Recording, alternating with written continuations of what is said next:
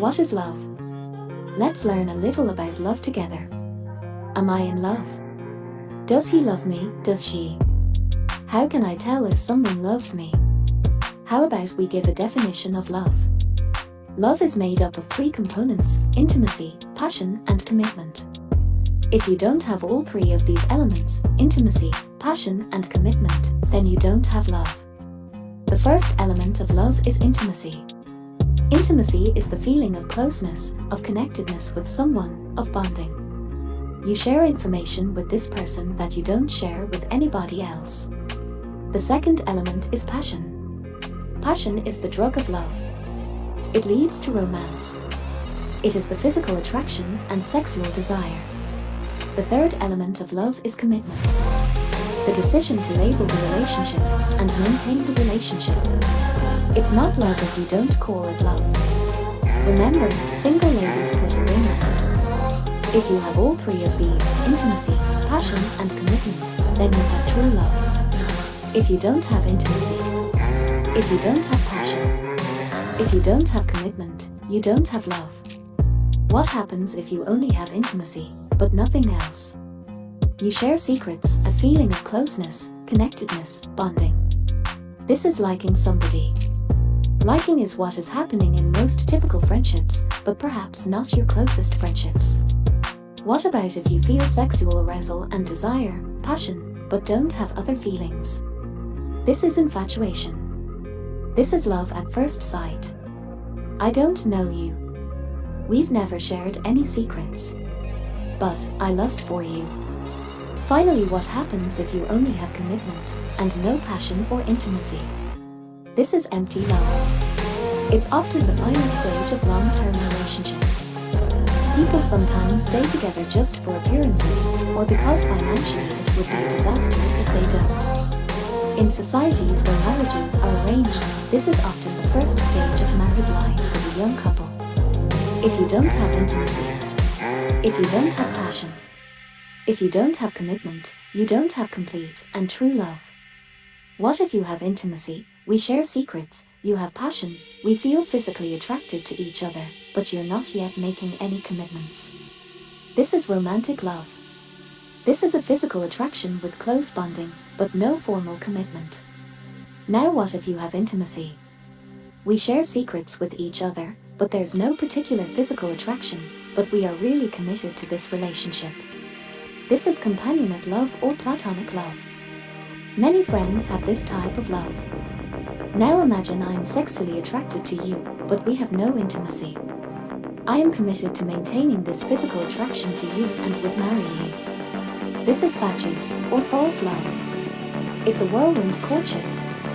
It's a Hollywood romance. It might lead to a shotgun wedding. Now remember, if you have all three: intimacy, passion, commitment, this is true or consummate love. Complete love. So now we have a definition of love. You're welcome. What leads to love? What makes people attracted to each other? What makes them want to be intimate? What makes them physically desirable to each other? What might lead to a commitment? There are major things or variables that make people attracted to each other. Number 1. How far apart people live from each other is super important and often determines who you will fall in love with. All other things being equal, people who find themselves close to each other, in terms of location, geographically, will be more likely to be attracted to each other and form a romantic relationship. Number 2. It isn't the stranger you fall in love with. It's usually people you know well. Your friends and workmates. Birds of a feather flock together. And finally, opposites do not really attract each other. Do you have a similar outlook on life, like the same music, and are both a similar height? If you know someone well, someone you are familiar with, that's who you fall in love with. People feel more comfortable with stuff they already know. There is also some smaller things that attract people to each other that are important. Think about people who are competent, people who are good at doing stuff generally, and think about people who are incompetent. We like and love competent people. But people who are super competent, people who seem competent on all dimensions. They're kind of threatening to us. But the competent person who makes the occasional mistakes, the one who blunders, this is the person that I love. Physical attractiveness is an important factor, and for most people that really bothers us.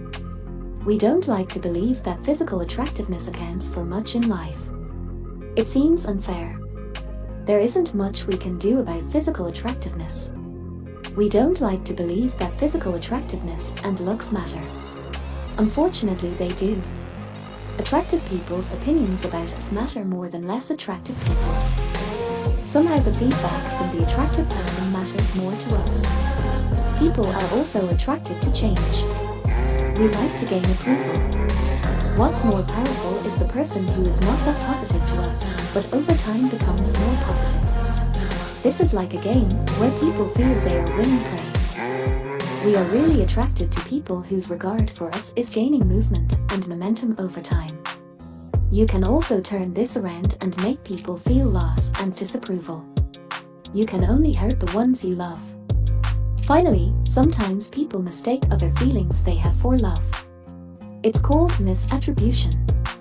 Something can arouse you and you believe it's love. And because you're near someone you think they made you feel that way. Coffee on a date might give you a rapid heart rate, an increase in respiration, and sweaty palms. Is this love? Sometimes when people have domestic fights they feel aroused, and even then can mistake these feelings for love.